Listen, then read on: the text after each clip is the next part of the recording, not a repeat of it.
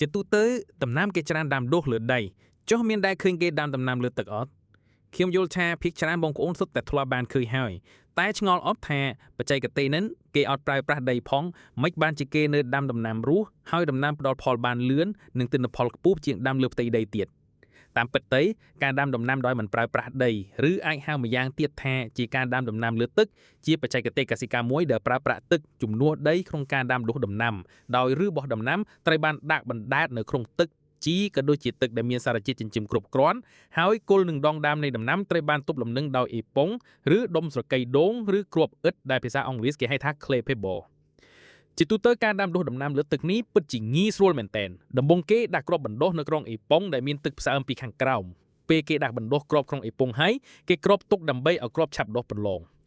ចំណែកឯទឹកដែលគេប្រើសម្រាប់ដាំដុះដំណាំលើទឹកត្រូវបានលីជាមួយ GAB បញ្ចូលគ្នាហើយប្រើកូនម៉ូទ័របូមទឹកសម្រាប់រុញទឹកចែកតាមដងទូយ៉ូនីមួយៗការរុញទឹកឲ្យហូរក្នុងបំពង់ទូយ៉ូនេះគឺពិតជាសំខាន់ណាស់ដើម្បីឲ្យទឹកមានចរន្តពេលទឹកហូរកាត់ឬនៃដំណាំទទួលបានទាំងខ្យល់អុកស៊ីហ្សែននិងសារជាតិចិញ្ចឹមពីក្នុងទឹកបានគ្រប់គ្រាន់ធ្វើឲ្យដំណាំលូតលាស់បានលឿនជាងការដាំដុះលើផ្ទៃដី